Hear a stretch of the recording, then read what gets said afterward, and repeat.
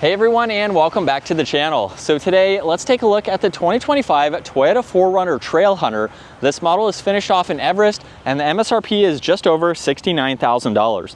Now this is powered by the 2.4 liter 4-cylinder turbo hybrid. It's paired to the 8-speed automatic. It pumps out 326 horsepower, 465 pound-feet of torque. It is primarily rear-wheel drive, however has the 4-wheel drive system as well. Weighs in around 5,500 pounds. It'll do 0 to 60 in 6.5 seconds with a top speed of 120 miles an hour. It also has a fuel capacity of 19 gallons. You'll expect to see 23 miles per gallon in the city and 24 out on the highway. This also has a wheelbase of 112.2 inches. Its overall length is 194.9. It has a width of 79.9, a height of 74, and its ground clearance measures in at 10.1 inches. Now as we take a look at the exterior styling for this 4Runner, you'll notice up front, Toyota is spelled out in bronze letters. There's also a forward-facing camera. There's a sensor for distance pacing, along with the 20-inch LED light bar in the middle and the rigid fog lights on both sides. There's also parking sensors up front. This does have skid plates underneath, along with that brushed trim accent. And then you'll notice this has a much different design for the bumper than a non-Trailhunter, just to give this a better approach angle. There's also LEDs for the lighting with a dark housing. And then you'll notice some really nice bulges on both sides with the iForce Max badge on both sides of the hood too.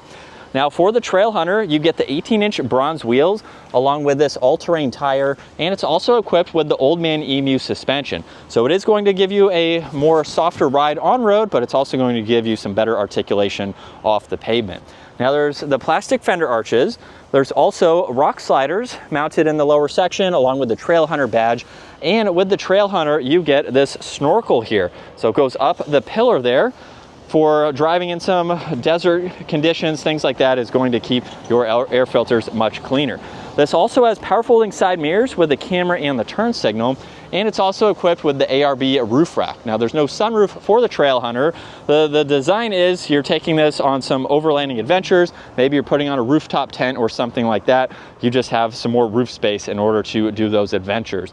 Now this also has some really nice lines in the lower door there, and then a large rear cargo window. Now in back, there's the body colored spoiler with the brake light and the wiper blade. This has LEDs. There's all of the sensors in the lower section along with a backup camera. This has a high clearance exhaust along with a full-size spare. It can tow around 6,000 pounds. And then as we work our way to the interior, Toyota has still retained the sliding rear glass. So you can just push on these buttons. You can also use them to lock and unlock the vehicle too. So if you have some smaller items, you don't want to open up the lift gate, you can quickly use those adjustments. Now you can also use the button on the key fob or the control underneath to open up the power lift gate. Now with this being the hybrid system, you do have this small shelf in the back. This also has the cargo net, which I currently have in place. You do get a little bit of storage underneath this section here, and there's also a little bit of storage in the front. You have some of the hybrid components right in the middle. Now the Trailhunter is also equipped with a built-in air compressor. So you have that screen along with all the components in that bag to utilize that as needed. There's also a 12-volt in the back, and the 4Runner can come in a 3-row. The Trailhunter does not have the 3rd row, so Toyota has just left this storage here on both sides, but you can use it as needed, which you can see. And then of course you can fold the back seats down if you want even more interior storage. And then you have 2 buttons up top to close that liftgate or to lock the vehicle.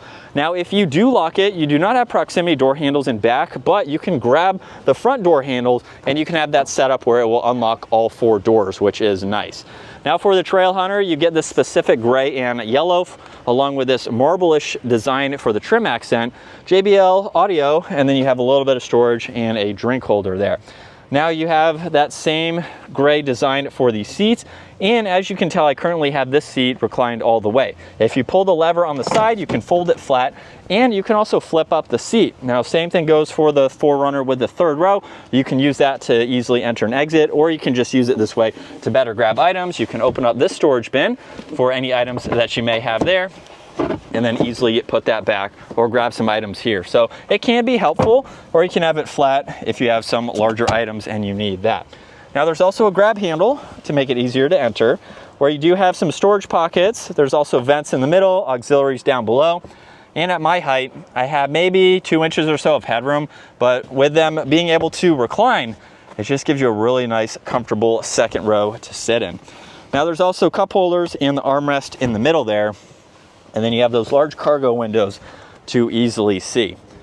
Now up front, you get memory seating adjustments for your driver. There's your window controls, side mirror adjustments, and then a split design for storage, and then the Trailhunter badge underneath that. Now with the Trailhunter 2, you also have a removable light on the driver's side. So simply twist that, and you have this LED light that you can use with you at nighttime, and you can hang it if you need to with both of these clips here. So that's pretty neat to have that stored away, and you can easily lock it back into place, and then you're ready to go. This also has power front seats with a great look to them. Now, as we pop in and start this up, there's a leather wrapped steering wheel.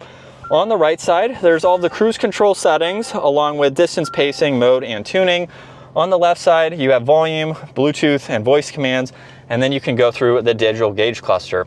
So what's nice about this digital gauge cluster is you have 3 different settings here that you can get into. And if you hold on OK, this is how you can further scroll through all of this information. So you have info on the left, the middle, and the right, just depending on what you would like to pull up. So you can have all of those set up and ready to go and quickly go through all 3. Now on the left side, you can angle the pitch of the headlights, which is nice. There's a dimmer switch, fuel cap release, automatic high beams, traction control, that power outlet in the bed. You can open and close the lift gate. You get 4 factory auxiliary switches to hook up exterior lighting or any other modules that you may have. There's fog lights, the light bar, and a cargo light in the back. You have more of that trim accent with 1 air vent. With the JBL audio, you also have the removable Bluetooth speaker in the dash. And then there's a giant infotainment system that's very easy to go through. You don't have a ton of information. It's better to just pair your phone and use it that way, but you can go through some of these settings as needed. Now there's a volume knob underneath that, and then this also gets heated and ventilated seats, a heated steering wheel. There's temperature adjustments along with the rest of the toggles to go through your climates, which is nice. And then there's wireless charging down below. You get several auxiliaries with more storage, even a grab handle for your passenger. And then when you put this into reverse, you can bring up the camera system. Now this has quite a lot of angles that you can go through, which is great. You even have some angles with the side view mirror. So if you're off-roading, you could actually spot both front wheels at the same time from the driver's seat, and same goes for your rear. Now, since this can tow, you also have wider angles here. So if you're backing up, you can use that. And you have the off-roading split angles here where you can view more than 1 angle at a time. So you have quite a lot, which is nice. And then you have drive, and you can shift using the shifter. Now there's also the e-brake, auto hold, 4-wheel drive selector, and then you have tow and haul, downhill assist and crawl control, multi-terrain select, and there's a few different on-road modes that you can go through. The off-roading modes, you have to be in 4 low to activate all of that. There's a trailer backup assistance along with the trailer braking system. You have a view button, so you can pull up this angle here before you start moving. There's a rear locker, sway bar disconnect. You have cup holders, storage in the armrest, a locking glove box with additional storage, and storage up top with Toyota. There's also the digital rear view mirror. You have garage door buttons on one side, and then all the settings to go through that screen.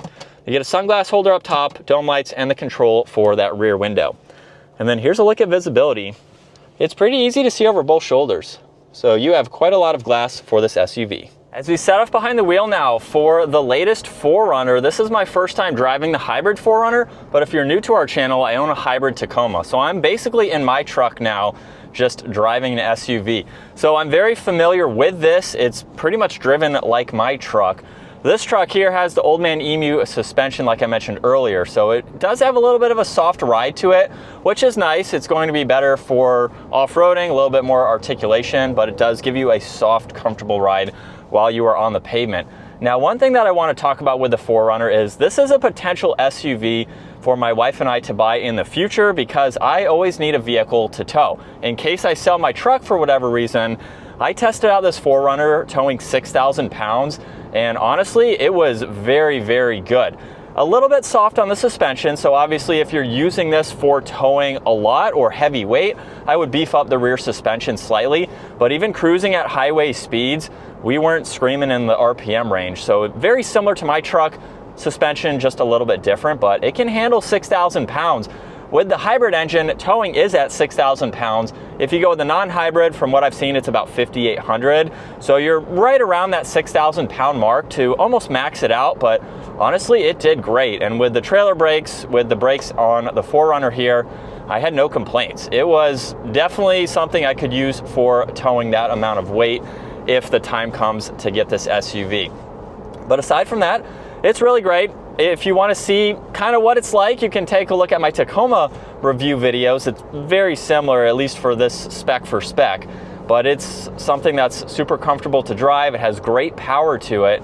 And what's interesting to see is if you put it from eco into sport mode, the engine actually gets a little bit louder, and you can hear it slightly, especially under some accelerations, which is pretty neat to see. You know, it's not a sporty SUV, but you have those options if you need it. You also have a lot of different trim levels too, so you can spec the 4Runner pretty much how you want it. The TRD Pro and the Trailhunter are the two top trim levels for this SUV. Now, this is also a pretty good size SUV as well, so you have good backseat storage. The cargo space is pretty adequate as well. And then of course you can fold those back seats down. So it's a rugged truck, body on frame SUV that's very rugged. It's really good for on-road driving. I've been averaging right around 20 miles, 20 mpg, both city and highway, and that's a day and a half or so of driving. So it's not completely accurate, but you can expect to see somewhere around that, maybe a little bit higher, just depending on how you're driving. And as far as the driver's seat here goes, without the sunroof, so the Trailhunter doesn't come with one, I have about 3 inches or so of headroom, but you do have a height adjustable seat. So you can set that up the way that you would like to. And from sport mode second gear, here we go.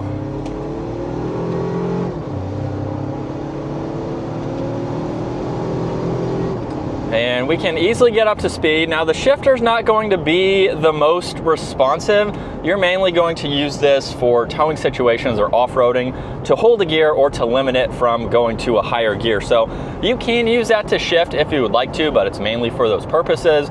And we can easily get up to speed. So this has plenty of power. Now the base 4-cylinder, so without the hybrid, also has a good bit of power. It has a little bit more torque than the outgoing V6. But this is what it's like to be behind the wheel for the 4Runner. Definitely a great SUV. This is a rugged SUV that you can daily drive, be very comfortable in daily driving, but it is something that, especially with this model, you can go off the pavement and it's going to be incredibly capable. Now, we haven't actually taken the new gen 4Runner off the pavement. We have been in the Tacoma, which of course is going to perform a little differently, but this is going to most likely perform just as good. So hopefully at some point we will be able to off-road these and really see their capabilities. But super nice SUV to drive. Not a lot of wind noise at highway speed, so it is pretty composed feeling, which is nice. And I really don't have any complaints with it. So possibly this will be an SUV replacement in the future to add to the garage. So maybe sometime next year, we'll see.